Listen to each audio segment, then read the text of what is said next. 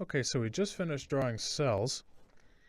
Now I also said earlier that we can draw cell arrays, and we can order arrays of these cells much more nicely than we have. And so next, let's draw a cell 3. So we're going to go to right-click, up at Displayed Cell, go to New Cell. Again, it zooms out on you, so we can zoom in a little bit. And now to draw the cell array, I'm going to use the hotkey A as an alpha. So it's A. Now this time it looks a little bit different. This time we have 2 cells to choose from, whereas previously we only had 1 cell. And I can also specify the number of units in X, the number of units in Y, and there's also 2 types of cell arrays that we can draw. The default here is the orthogonal array. That's what we'll use. But the hexagonal array can be helpful sometimes because it basically just puts 2 arrays within the same array. But for now, let's just keep it to the orthogonal array. So I'm going to do 3 units in X and 4 units in Y. And then let's pick cell 1. Cell 2 is going to get pretty messy. So let's pick cell 1 and hit OK.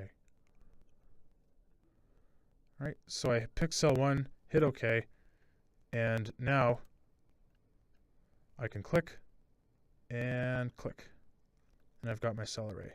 I can hit escape.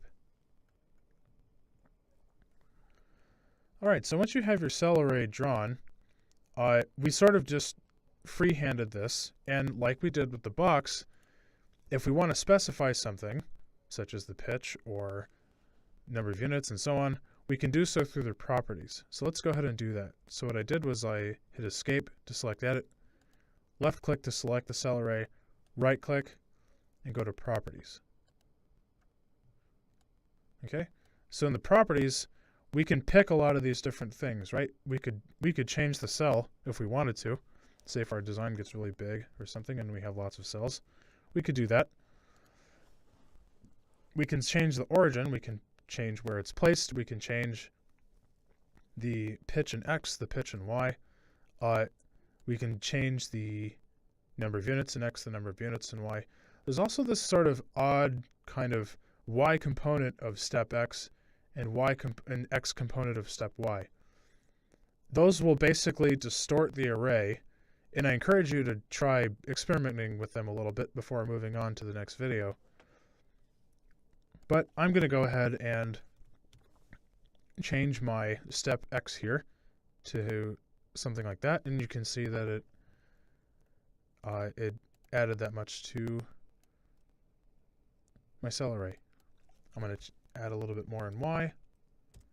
It expanded Y. And so please feel free to go ahead and just experiment with this a little bit. Oh, and also don't forget to name your cells. So I'm going to name this cell 3.